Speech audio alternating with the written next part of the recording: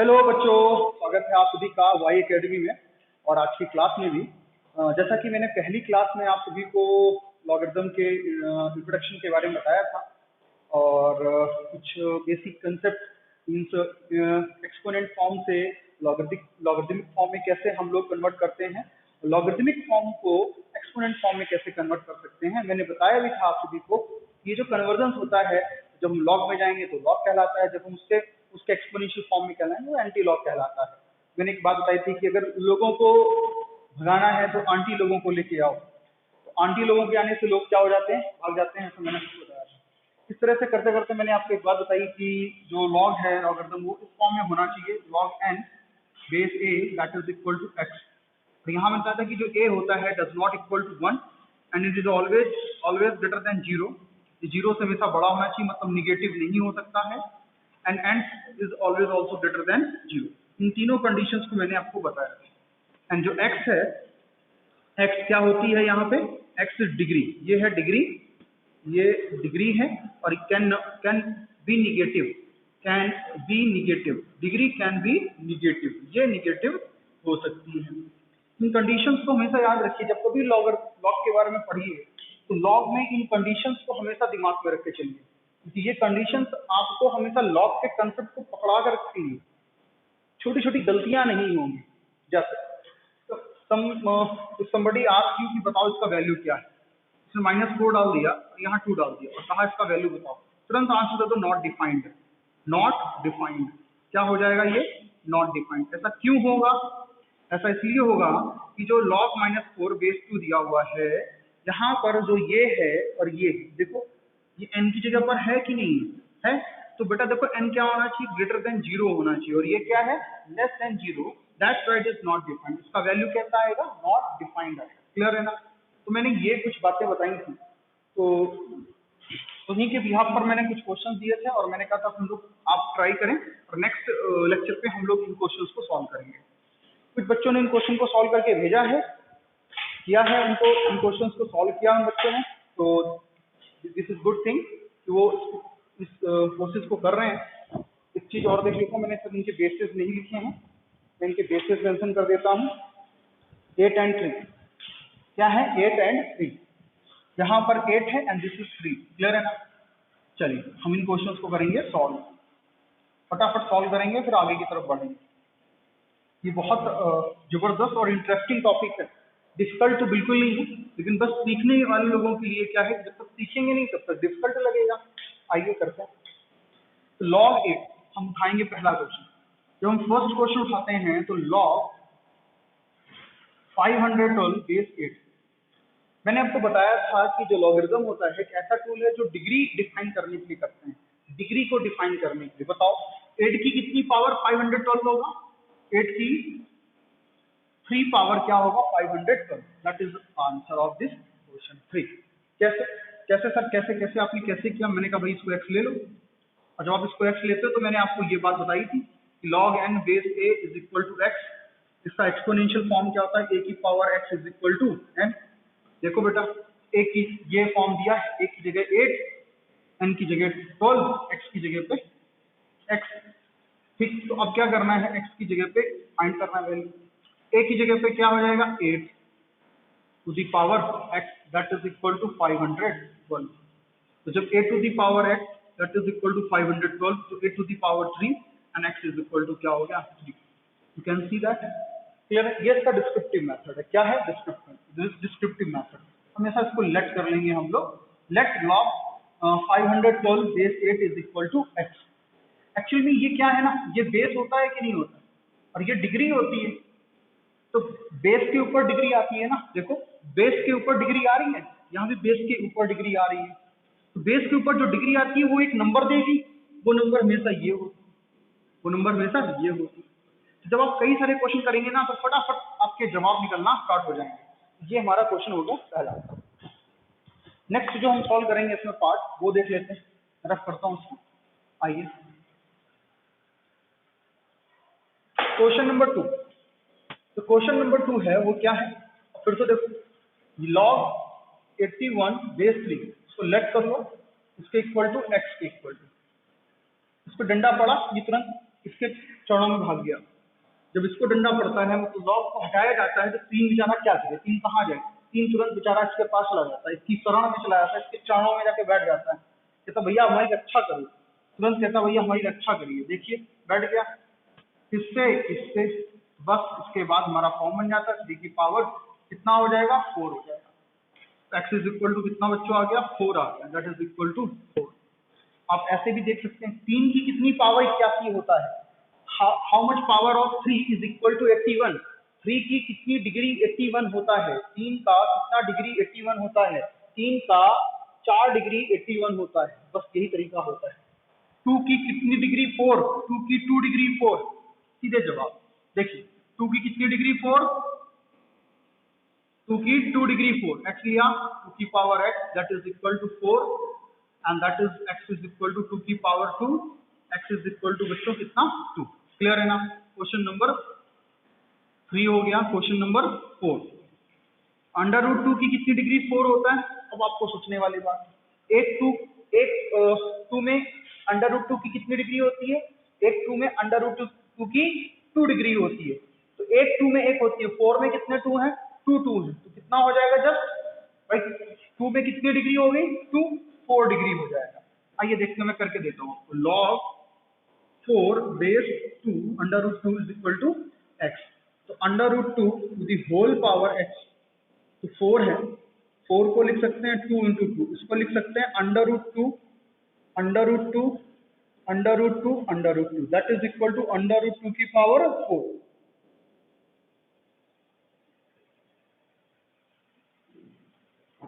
Clear है ना। ध्यान रखना कहीं पर कोई जल्दबाजी में या कहीं भी कैलकुलेशन की गलती हो जाए तो कंसेप्ट को पकड़ के रखना है हमको, कंसेप्ट को। कंसेप्ट क्या है आपके क्वेश्चन का, बस। अब मान लो मैं जल्दबाजी में यहाँ पर 5 लिख दूं, ध्यान ना दूं, और यहाँ पर भी 5 लिख दूं तो आप परेशान है सर, अरे गलती होगी। अरे सर की गलती पकड़ने के लिए थोड़ी ना बैठे हो यार। एक चीज देखो ना, कंसेप्ट इज राइट ना, ये चीज तो गलती हो जाती है। अब मैं ह्यूमन हूँ, मान लो मैंने गलती से 5 लिख दिया, मैंने 5 लिख दिया, मैं आगे चला गया। अब ऐसा तो है नहीं कि आप क्लास में बैठे हो, आपने बोला हाँ सर ये गलत है, तो समझ रहे हैं ना। तो कभी ऐसा अगर हो जाए तो don't worry for that, concept is right and go with your concept. Calculation you can do बेटा, आप कर सकते हैं, आप सभी बड़े हो चुके हैं। ओके चलिए मैं आगे चलता हूँ। क्वेश्चन नंबर हमारा क्या आ गया, 5। क्वेश्चन नंबर 5 आ गया।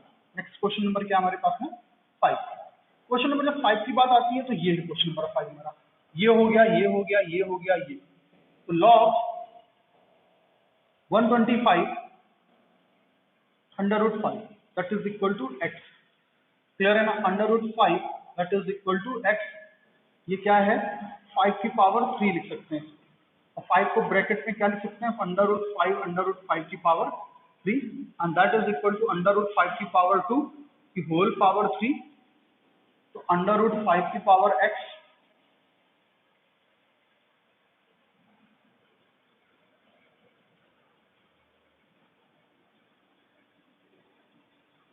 x इज इक्वल टू कितना आ गया, 6 आ गया। क्लियर है ना।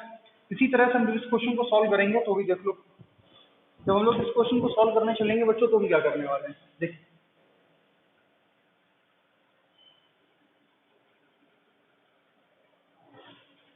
देखिए log 5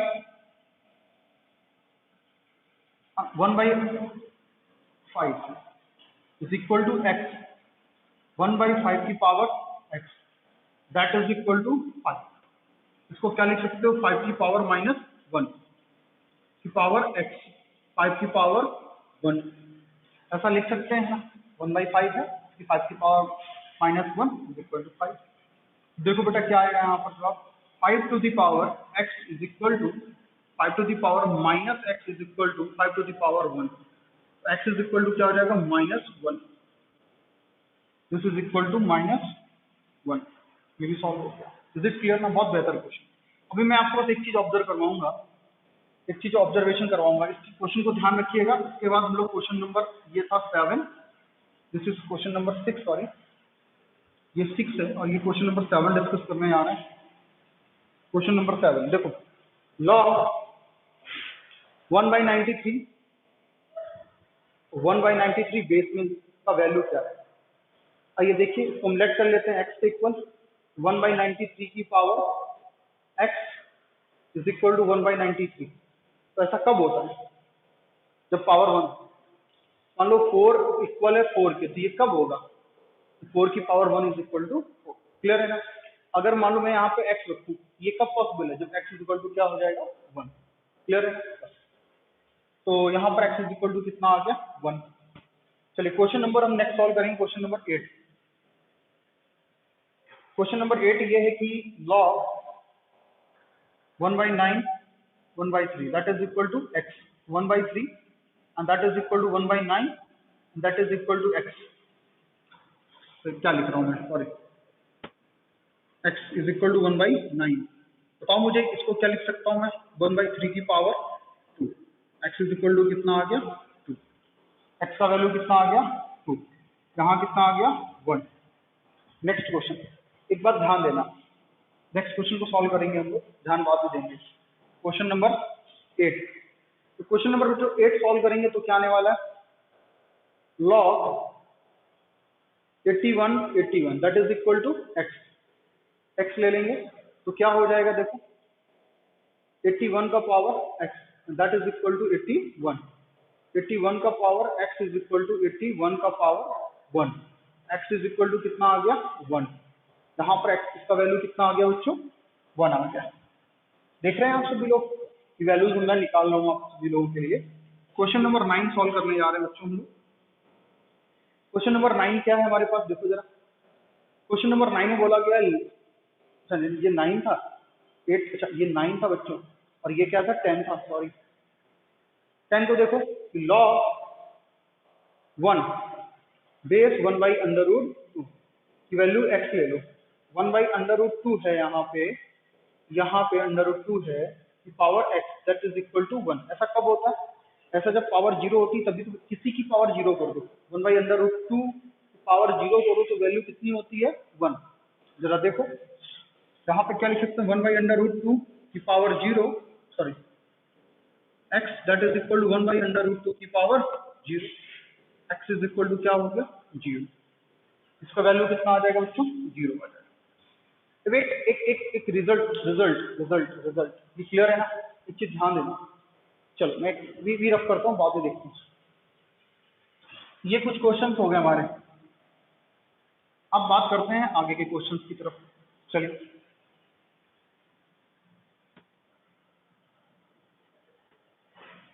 देखिए, आगे के क्वेश्चंस अगर हम लोग लेंगे तो क्या होगा? देखो अगर हम आगे क्वेश्चंस लेंगे, क्वेश्चन नंबर 11। क्वेश्चन नंबर 11 क्या है? log 197 that is equal to x। Let करना है आप, लेट किया तो 97 to the power x and that is equal to 1। इसको क्या लिख सकते हैं? 97 to the power 0। x is equal to कितना आ गया? 0। This is equal to 0।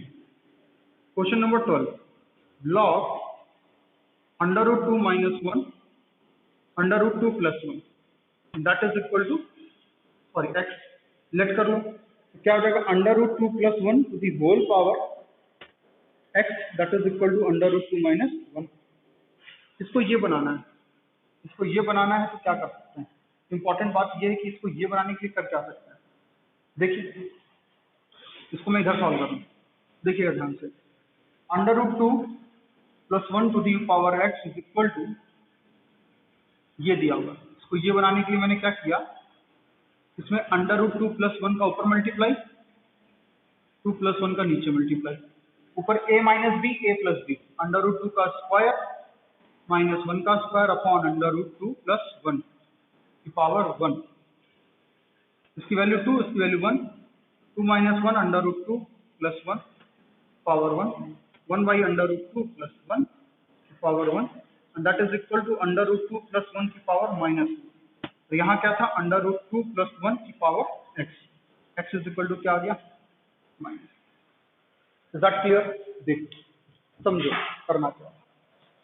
8 की कितनी पावर 512 होता है? 3 पावर, दैट इज आंसर। 3 की कितनी पावर 81 होगा? 4 पावर।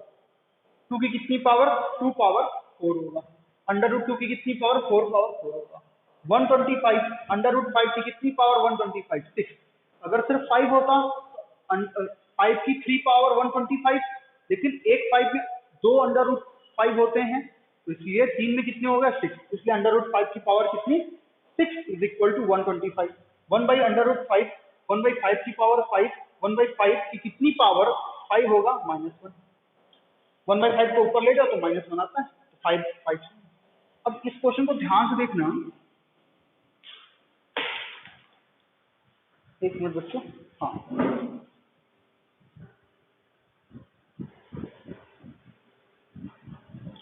इस क्वेश्चन को ध्यान से देखो, इस क्वेश्चन को हम ध्यान से देखेंगे। देखिए इस क्वेश्चन को ध्यान से देखिए, इसको यहाँ पर 5 है तो 5 का रेसिप्रोकल क्या है 1/5।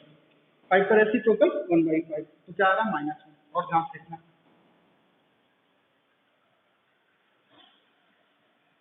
इस क्वेश्चन को देखो ध्यान से। इस अंडर रूट -1 को देखो ध्यान से देखिएगा, लॉग 1/√2 प्लस 1 लिख सकते हैं और अंडर रूट 2 प्लस 1 लिख सकते हैं, ये लिख सकते हैं ना। देखो अंडर रूट 2 -1, अंडर रूट 2 -1 जब यहाँ पे आया, देखो इसको सॉल्व करके लेके आए, क्या आया था 1/√2 प्लस 1, मतलब अंडर रूट 2 -1 1/√2 प्लस 1 का क्या है रेसिप्रोकल, क्या है रेसिप्रोकल। ये दोनों भी एक दूसरे के क्या है रेसिप्रोकल। तो कभी भी ध्यान रखना, कभी भी log n हो और यहाँ पर 1/n हो, एक दूसरे के रेसिप्रोकल हो, हमेशा वैल्यू क्या आएगी -1। मतलब ये जो नंबर यहाँ लिखी हुई है वो बेस की क्या हो रेसिप्रोकल हो, तो क्या होगा हमेशा -1 आएगा। देखो ये दोनों एक दूसरे के रेसिप्रोकल हैं, तो क्या आ रहा है -1। देखो क्या आ रहा है -1 आ रहा है ना। या फिर दूसरी तरह से देखो कि इन दोनों नंबरों का प्रोडक्ट, मतलब नंबर का और इसका, मीन्स कह सकते हैं कि जब ये log n base a is equal to दिया हो कुछ समथिंग x, तो मैं अगर कहूं कि जो a है that is a is equal to 1/n हो, मतलब ये कहने का है कि a and n are reciprocals of each other, एक दूसरे के रेसिप्रोकल हैं।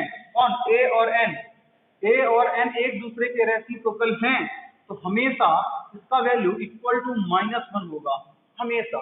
या दूसरे शब्दों में ये कह सकते हो, दूसरे शब्दों में क्या कह सकते हो कि इन दोनों नंबरों का n इंटू a अगर किसके इक्वल आ रहे हैं 1 के, इन दोनों नंबरों का, इस नंबर का और बेस का, इन दोनों का अगर मल्टीप्लाई या प्रोडक्ट क्या हो 1 हो, तो हमेशा उसकी डिग्री कितनी होगी बेस की -1, मतलब यहाँ पर क्या होगा -1। देखो ध्यान से, ये देख रहे हो ना 5 और into 1/5 that is equal to 1, इसलिए -1 आया। ध्यान से देखना, इन दोनों का मल्टीप्लाई कर दो, under root 2 -1 into under root 2 plus 1 that is equal to under root 2 का स्क्वायर -1 का स्क्वायर, 2 - 1 इज इक्वल टू 1। देखो प्रोडक्ट कितना आ रहा है 1 आ रहा है। तो कभी भी ऐसा कॉम्बिनेशन बने कि लॉग, जिसका भी लॉग निकाला गया और उस लॉग का बेस, उन दोनों का मल्टीप्लाई या प्रोडक्ट अगर निकालें तो हमेशा अगर 1 आ रहा है तो वो उसकी जो वैल्यू होगी वो -1 के इक्वल होगी, हमेशा -1 के इक्वल होगी। इज दैट क्लियर ना। बस मैं यही समझाना चाह रहा था, ये जो लॉजिक है, मतलब कभी भी अगर ऐसे दे दिया गया log n 1/n that is always equal to -1, तो हमेशा किसके इक्वल होगा -1 के इक्वल होगा। इज इट क्लियर ना। इस कंसेप्ट को दिमाग में लेके चलना है। इसके बाद आप जरा देखो, इसको ध्यान से देखना, ये और ये दोनों सेम है, क्या है सेम है कि नहीं है। अगर ये दोनों सेम हैं तो ध्यान रखना उसकी वैल्यू 1 होगी। अगर दोनों सेम हो जाते हैं तो 1, अगर दोनों एक दूसरे के रेसिप्रोकल तो -1। देखो यहाँ पर देखो ये दोनों सेम है ना, सेम वैल्यू क्या आ रही है 1। इज दैट क्लियर ना। तो मुझे इसका मतलब जो कंक्लूजन निकला, पहला कंक्लूजन तो ये निकला, दूसरा कंक्लूजन क्या निकला log n base n always equal to 1। पहला conclusion log n base a is equal to -1 if n into a is equal to 1 है। अगर दोनों का प्रोडक्ट क्या है 1 के इक्वल, मतलब इन दोनों का प्रोडक्ट किसके इक्वल है, 1 के इक्वल है ना, तो that is always leads to value -1। और यहाँ देखो दोनों सेम है तो वैल्यू क्या होगी, से 1 होगी। क्लियर है ना। इसके बाद आ जाओ, इसको देखो क्वेश्चन नंबर 10 को देखो, यहाँ पर क्या है, log 1 की वैल्यू हमेशा 0 होती है। क्यों होती है, मैंने सॉल्व करके दिखाया है, मैंने आपको सॉल्व करके दिखाया है। तो थर्ड जो हमने कंक्लूजन निकाला वो निकाला log 1 base a is equal to कितना होता है, 0। log 1 base a is equal to क्या होता है, 0।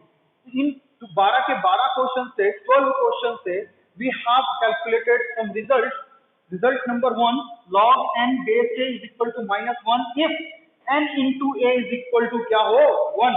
log n base n, log और बेस दोनों सेम है, इसकी वैल्यू 1 के इक्वल, log 1 का वैल्यू हमेशा क्या होता है, 0 होता है। log 1 का हमेशा वैल्यू क्या होगा, 0 होगा। क्लियर है ना। लेकिन एक चीज और दिमाग में नाच रही है सबके, एक बात जो सबके दिमाग में दौड़ रही है वो ये दौड़ रही है कि सर log 0 क्या होता है, log 0 क्या होगा सर, यही बात तो नाच रही है कि सर log 0 क्या होगा। आइए देखते हैं log 0 के बारे में।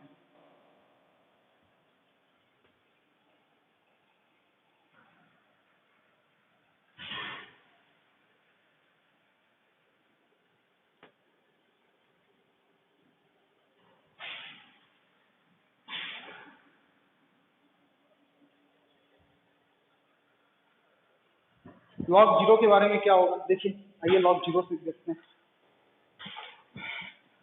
सबसे इंपॉर्टेंट बात है जो हम लोग डिस्कस करने वाले हैं log 0। पहला रिजल्ट जो हमने निकाला, कंक्लूजन जो निकाला है, अच्छा log 0 के बारे में देख लेते हैं फिर एक साथ पूरे कंक्लूजन निकालते हैं। तो log 0 का वैल्यू क्या होगा, log 0 का वैल्यू हमेशा क्या होता है, मान लो मैं बेस 10 लेके चल रहा हूँ, यहाँ बेस क्या लेके चल रहा हूँ, 10। उसका वैल्यू क्या होगा हमेशा, उसका वैल्यू हमेशा होगा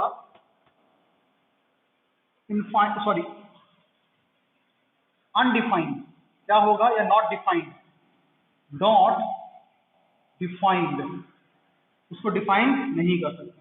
और बेहतर तरीके से अगर उसको देखा जाए, इसको और मैं एलोबरेट करूं और एक्सप्लेन करूं, that is equal to minus infinite. अब तो दिमाग घूम गया होगा, सर माइनस इनफाइनाइट कैसे, सर बिल्कुल समझ में बात नहीं आ रही। आप कह रहे हैं नॉट डिफाइंड, हाँ इनफाइनाइट भी तो ऐसा नंबर होगा जो डिफाइन नहीं किया जा सकता है, तो माइनस इनफाइनाइट। लेकिन सर आप इनफाइनाइट भी तो लिख सकते थे।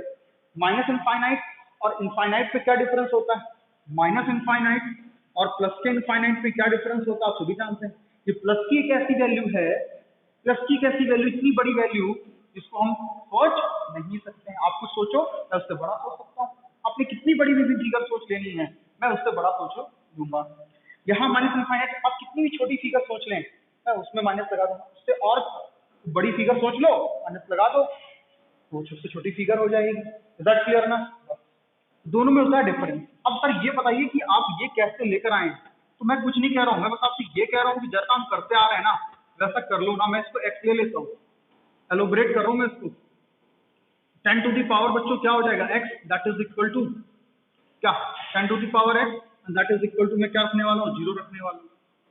ये तो 0 रखने वाला हूँ। तो यार 0 का मतलब क्या हो गया, 0 का मतलब क्या है, 0 का मतलब ऐसी वैल्यू, एक ऐसी वैल्यू 0, जहां पर 0 कैसे आ रहा है, ये 0 कैसे आ रहा है, ये तो देखो 0 को समझो। जैसे मैं अगर बात करूं कि 1/10 का वैल्यू कितना आ रहा है, आपको होगा सर 0.1, मैंने 1/10 का पावर 2 कितना आ रहा है, आपको होगा सर 0.01। और मैं कहूंगा कि भाई 1/100 की वैल्यू कितनी आ रही है, आपको होगा 1.001, 1000 की 1.001। मैंने कहा भाई 1/10 का होल पावर 4 कितना आ रहा है, तो आपने कहा 0001। मैंने कहा भाई बताओ 1/10 की पावर 100 कितना आ रहा है, या मान लो 10 कितना आ रहा है, तो क्या होगा 0.000000001 आ रहा है। अच्छा मुझे एक बात बताओ कि सब हम 10 तक पहुंचे हैं, कहां तक पहुंचे हैं, पावर 10 तक पहुंचे हैं, और ये वैल्यू कैसी आ गई, बहुत छोटी आ रही है, बहुत छोटी आ रही है। तो एक बार जरा मुझे ये बता दो कि इन सभी चीजों को मैं कैसे लिख सकता हूँ, 10 की पावर -2 लिख सकता हूँ, 10 की पावर -1 लिख सकता हूँ, और इसको मैं क्या लिख सकता हूँ, 10 की पावर -3, 10 की पावर -4, 10 की पावर 10 ये लिख सकता हूँ। अब देखो ध्यान से एक बात समझिएगा, जैसे अगर मान लो मैंने ये कहा कि भाई 1/10, इसका क्या मतलब समझ रहे हो आप कि जैसे जैसे ये 4 ये यहाँ पर जो पावर्स हैं वो इंक्रीज कर रही है 1/10 की, 1/10 की पावर इंक्रीज कर रही है, तो वैल्यू जीरो के बिल्कुल करीब जाती जा रही है, जीरो के बिल्कुल करीब। सोचो 10 पावर पे जीरो के इतने करीब आ गई, तो अगर सोचो मैं यहाँ पर 10 की पावर क्या ले लूं, इनफाइनाइट, जिसको लिख सकते हैं 10 टू द पावर इनफाइनाइट लिख सकता हूं, तो लगभग जीरो के बराबर हो जाएगी।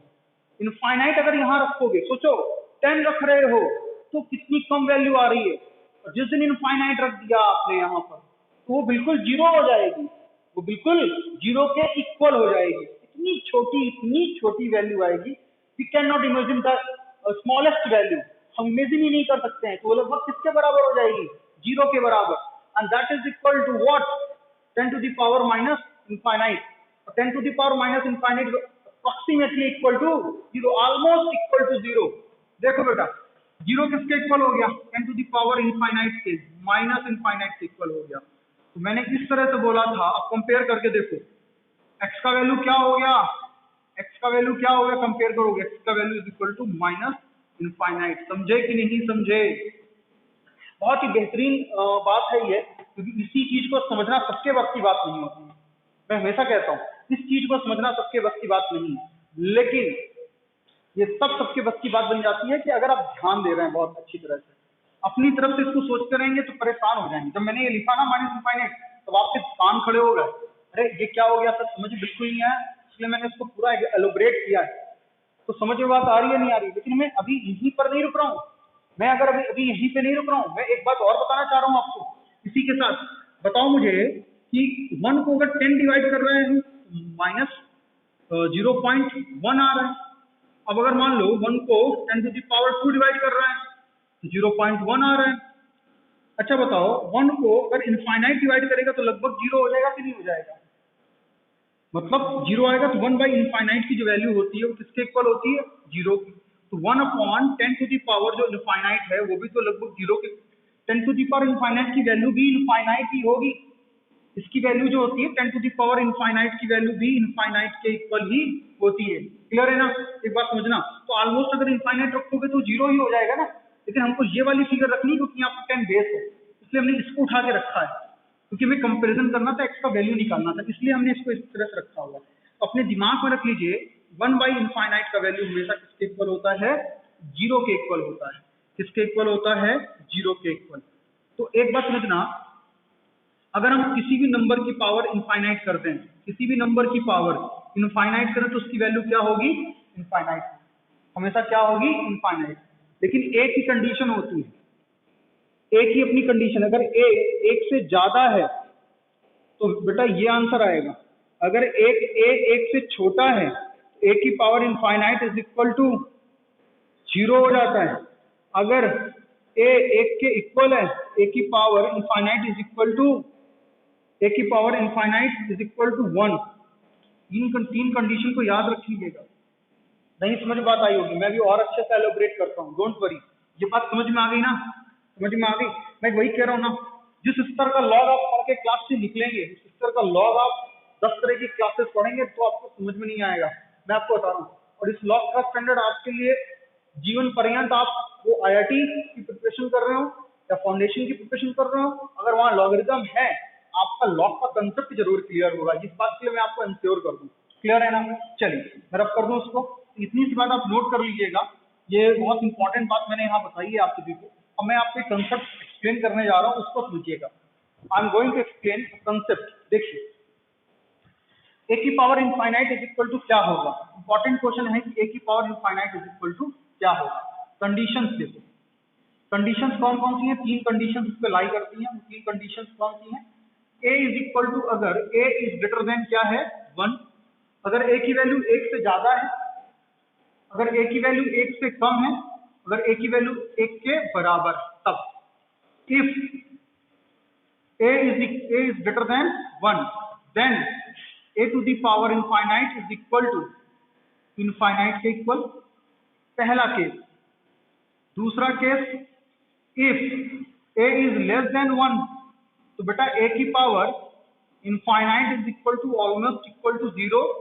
Third case, if a is equal to 1, a to the power infinite is equal to क्या हो जाएगा 1.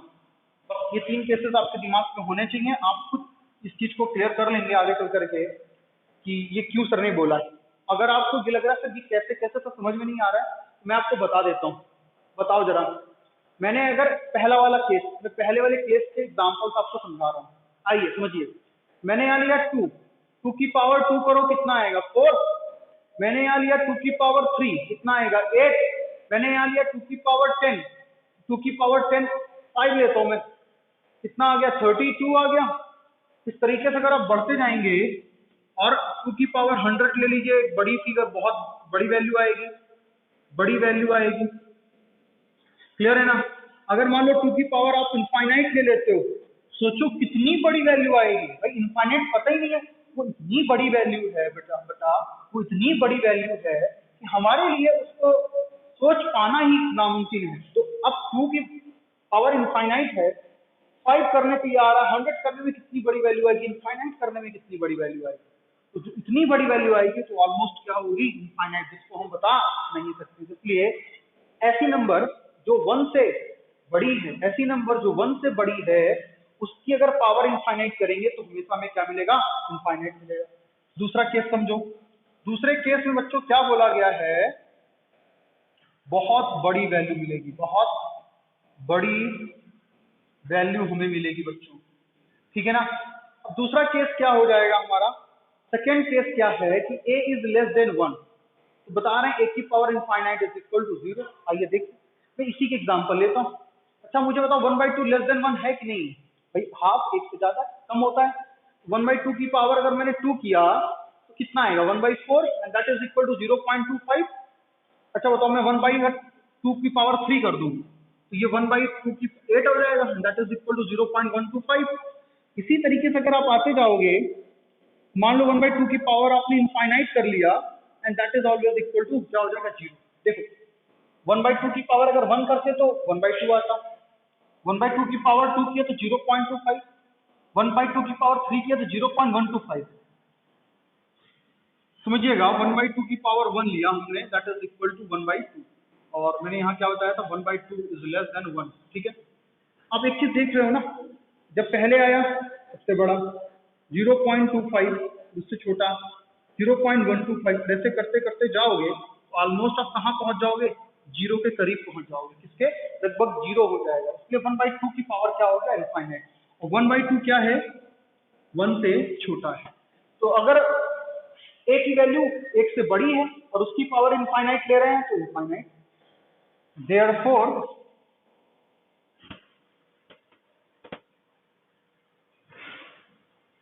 ठीक, देयरफॉर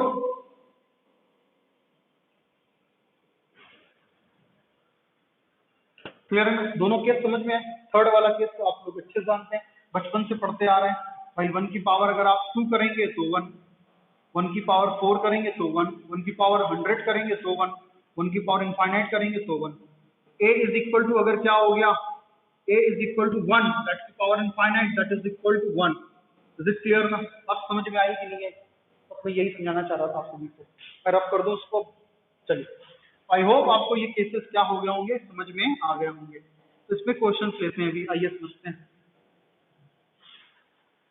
तो ये कंसेप्ट बेटा ऐसे है ना, जो छोटे से हैं, बहुत ज्यादा मतलब अलग से इनको कभी कोई ज्यादा खास टीचर इनके बारे में बताता नहीं है, और लेकिन ये हैं ऐसे कि जो आपको हमेशा कंफ्यूज करेंगे आगे चल करके आगे की क्लासेस में. इस बात के लिए मैं आपको बिल्कुल श्योर कर दूं कि आप आगे चल करके इन सारे क्वेश्चन से कंफ्यूज होने वाले. जब मैं क्वेश्चन लेता हूँ, पहला क्वेश्चन मैं क्वेश्चन ले रहा हूँ, question number 1, and that is log 1/2, और यहाँ पर आ रहा है 0. कह रहे हैं इसका वैल्यू बताओ क्या होगा. मैंने इसका वैल्यू ले लिया x. अब बताओ 1/2 है, की पावर 0 लिया गया है, और यहाँ पर क्या है 1/2 की पावर x है, तो यहाँ आ रहा है 0. जरा मुझे बताओ, मैंने अभी आपको बताया ना, ये जो वैल्यू है ये किससे छोटी है 1 से छोटी है ना. मतलब ये क्या है a, और a का वैल्यू अगर 1 से छोटा होता है तो उसकी पावर इनफाइनाइट किसके इक्वल होती है 0 के. 1/2 की पावर इनफाइनाइट करेंगे किसके इक्वल हो जाएगी 0 के. इज इक्वल टू 1/2 की power infinite. X is equal to क्या आ गया, इनफाइनाइट। दैट इज क्लियर और नॉट? बेटा अगर यहाँ पे ए से छोटी वैल्यू आ गई, ध्यान रखना, अगर यहाँ पे ए की वैल्यू जो है 1 से छोटी आ गई, ये हमेशा 0 के इक्वल होगा, हमेशा 0 के इक्वल होगा अगर यहाँ पे 1 से छोटी वैल्यू आई। क्लियर है नहीं क्लियर है, समझिएगा। मैंने लिखा ना एक्स इज इक्वल टू क्या, infinite. X is equal to infinite. Question number 2, question number 2 है उसमें log 0 और यहाँ दिया है 3/2 and that is equal to x. बताओ इसकी वैल्यू बतानी है एक्स की। जरा मुझे बताओ कि 3/2 जो बेस है वो क्या है, एक से ज्यादा, क्यों? ये 1.5 होता है, 3/2 होता है कि नहीं होता?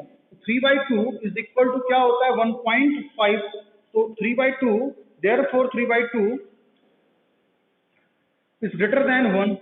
क्लियर है ना? अब 1 से अगर बड़ा है तो 1 से बड़ा होने पे क्या होता है, ये a जो 1 से बड़ा है उसकी पावर इनफाइनाइट करोगे तो क्या आएगा, इनफाइनाइट आएगा कि नहीं आएगा, इनफाइनाइट। लेकिन एक बात समझ बात आई ना, ये बात तो समझ गए ना। लेकिन एक बात ये है कि 3/2 की पावर अगर आप x करने वाले हो यहाँ पे, और यहाँ पे क्या आ रहा है 0, लेकिन अगर यहाँ इनफाइनाइट होता तो कोई बात ही नहीं थी। यहाँ पर क्या आ रहा है 0, यहाँ पे क्या आ रहा है 0। मतलब क्या रहा हो, मतलब यहाँ पे ये रहा होगा 3⁻⁻1 रहा होगा। क्यों, जरा समझो, 3⁻⁻1 इनफाइनाइट रहा होगा।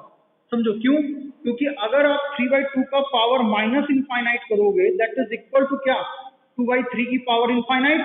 और बेटा ये जो 2/3 है ना that is less than 1, 2/3 less than 1 है and that is equal to क्या हो जाएगा, ये 0 के। होगा कि नहीं, ये होगा 0 के, क्योंकि ये 1 से छोटा है ना, 2/3 इज लेस देन 1 है, इसलिए यहाँ पर माइनस इनफाइनाइट आएगा। तो इसका वैल्यू जो आएगा, इसका वैल्यू जो आएगा that is equal to minus infinite. Therefore x is equal to minus का इनफाइनाइट। बोथ क्वेश्चंस आर बेहतरीन क्वेश्चंस हैं, क्योंकि आप जिन क्वेश्चन में सबसे ज्यादा कंफ्यूज होते हैं दीज आर दोज क्वेश्चंस। ये वो क्वेश्चन है जिनमें कंफ्यूजन आपको ही नहीं, कभी कभी अध्यापक गणों को भी हो जाती है। ये भी आप समझिएगा। कुछ मैथमेटिक्स होता ही है बेटा, अच्छा खासा कंफ्यूजन क्रिएट होता है। Not only you are not only those persons who usually confuse in some topics, even teachers are also some confused sometimes in some topics। मतलब बहुत सारे मिलियंस ऑफ कंसेप्ट्स हैं, फाइनाइट कंसेप्ट्स हैं जिनको आपको explain करना है, अलग अलग तरह से समझाना है। क्लियर है ना? परेशान नहीं होना बिल्कुल भी अगर कभी कोई चीज समझ में नहीं आए, बस थोड़ा सा धैर्य के साथ आपको बस करना है। इज दैट क्लियर ना? बस इसको इस तरह देखना है कि 3/2 की power x is equal to 0 है, जो कि क्या होना चाहिए था, 3/2 की पावर माइनस इनफाइनाइट होना चाहिए था। तो x इज इक्वल टू क्या आ जाएगा हमारे पास में, माइनस का इनफाइनाइट। क्लियर है ना? नोट कर लें आप इन बातों को।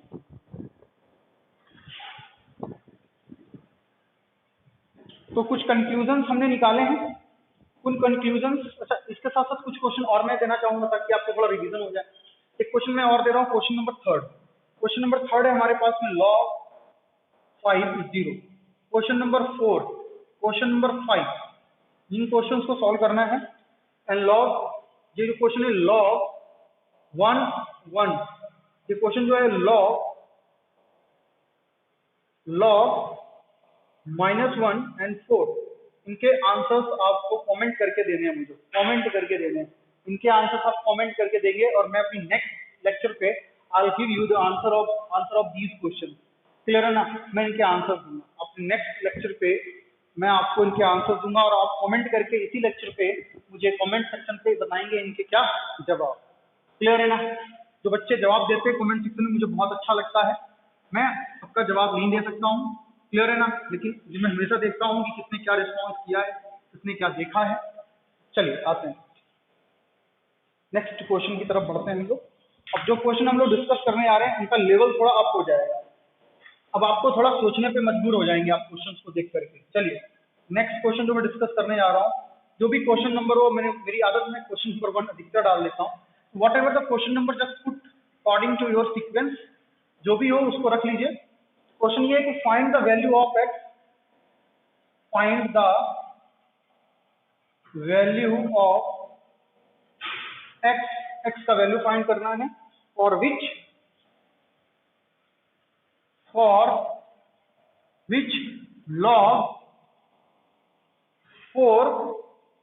log x minus 1 बेस 4 कुछ डिफाइंड क्या हो, डिफाइन होना चाहिए, is defined this is the question that we have to solve. आइए मैं समझाता हूं और ध्यान से इस क्वेश्चन की तरफ देखना। देखो मैंने कहा ना अब स्तर बढ़िया हो जाएगा क्वेश्चन का, तो समझिए क्वेश्चन हम नोट करते हैं। सबसे पहले log x minus 1 बेस क्या है, 4। log x minus 1 बेस 4 है और हम इसको करने वाले हैं सॉल्व। इसको कंपेयर करो बेटा इससे, log n बेस 8। अच्छा मुझे एक बात बताओ, अगर जब इससे कंपेयर करोगे तो मुझे कंडीशन बताओ कि n should be greater than 1, a should be greater than 1, a should does not equal to 1, a should be greater than 0। किससे होना चाहिए, 0 से बड़ा होना चाहिए, a does not equal to 1 और 1 नहीं होना चाहिए। मतलब 0 से बड़ा होगा, 0 से बड़ा होने के दौरान 1 नहीं ले सकते आप। इज दैट क्लियर ना? मतलब ये पॉजिटिव, ये भी पॉजिटिव और ये, तो समझ रहे हो ना, 1 नहीं होना चाहिए इसमें, क्या खास में। ओके चलिए कंडीशन। अच्छा मुझे कंपेयर करो बेटा, यहाँ n इज इक्वल टू क्या है, a इज इक्वल टू क्या है, 4। कंपेयर किया ना, अब ध्यान से देखना कि 4 डज नॉट इक्वल टू 1 है, बिल्कुल सही बात है ना। 4 क्या 1 के इक्वल है, नहीं है।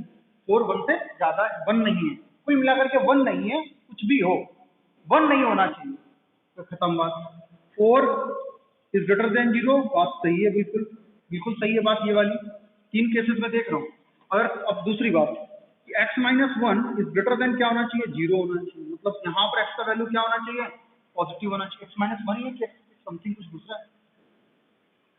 चलिए तो यहाँ पर क्या होगा, x माइनस 1, तो इसको क्या लिख सकते हैं, x इज ग्रेटर देन 1 लिख सकते हैं भाई। ये कंडीशन तो भाई सही है, ये बात देखो हो रही है, फुलफिल हो रही है कि नहीं हो रही है। 4 is greater than 0, 4 is greater than 0 and 4 does not equal to 1, ये भी फुलफिल हो रही है।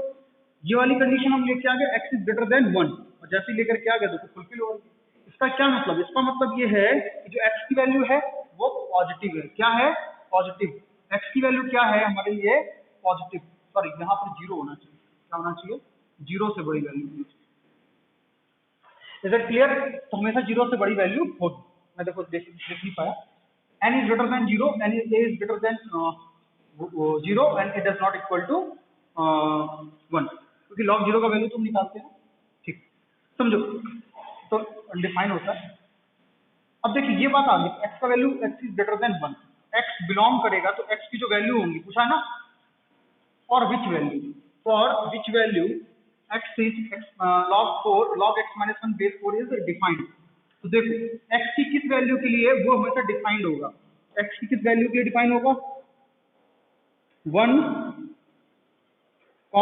इनफाइनाइट। तो x जो बिलोंग करेगा वो 1 से और इनफाइनाइट के बीच में बिलोंग करेगा। मैं आपको बता दूं, मान लो ये लगा हुआ यहाँ लिखा x, y, ये कोऑर्डिनेट्स नहीं लिख रहा हूँ, यहाँ पर ये लिख रहा हूँ, समझो x, y। इसका क्या मतलब होता है कि मान लो कोई वैल्यू a बिलोंग्स टू, ये दिया गया है a बिलोंग करता है x, y, मतलब ये है कि a की जो वैल्यू है वो x और y के बीच में लाई करेगी। मतलब उन दोनों में x and y are not included,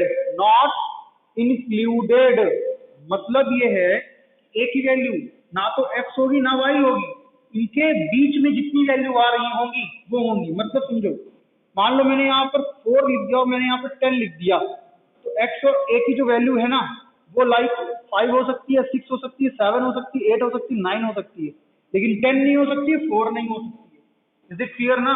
मतलब a is always greater then 4 and less than 10, ये मतलब होता है इसका। यहाँ भी जो x का वैल्यू है greater than 1 and less than infinite, मतलब x का वैल्यू इन दोनों के बीच में लाई करेगा। इज दैट क्लियर ना? दिस काइंड ऑफ क्वेश्चन आपको प्रिपेयर करने में, ऐसे कई सारे क्वेश्चन की आपकी प्रैक्टिस करवाऊंगा, डोंट वरी।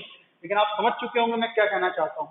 तो x की किस वैल्यू के लिए, 1 से इनफाइनाइट के बीच में, कॉमन नहीं, 1 और infinite, the values exist between 1 and infinite, all are valid for x, all will satisfy x को सेटिस्फाई करेंगे, लेकिन कौन कौन नहीं करेगा, 1 नहीं करेगी, इनफाइनाइट नहीं, इनके बीच में लाइक करना है, ठीक है ना। चलो मैं, तो ये क्वेश्चन था हमारा, समझ में आ गया होगा, आई होप आप सभी इस क्वेश्चन को समझे होंगे बेहतरीन तरीके से। अब मैं और भी क्वेश्चन आपको देने वाला हूँ, तो कोई लेक्चर थोड़े लंबे जाने वाले हैं इसके, मैं ये नहीं कहूंगा मैं बहुत जल्दी करवा दूंगा, लेकिन मैं करवा दूंगा पूरा, ये मैं जरूर कह रहा हूँ। मजा आपको आएगा जब आप अपना टॉपिक वाइंड अप करेंगे, क्लियर है ना। चलिए अब मैं कुछ क्वेश्चन देता हूँ जो आपको मैं नेक्स्ट लेक्चर पे करवाने वाला हूँ, और आप सभी उनको समझने वाले हैं।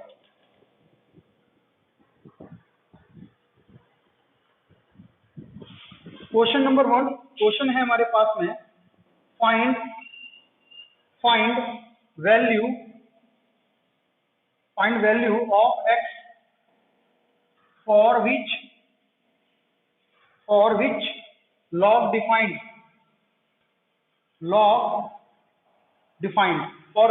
defined, so these question you all have to solve by yourself. Log 5 base x minus 4, log 3 minus 4x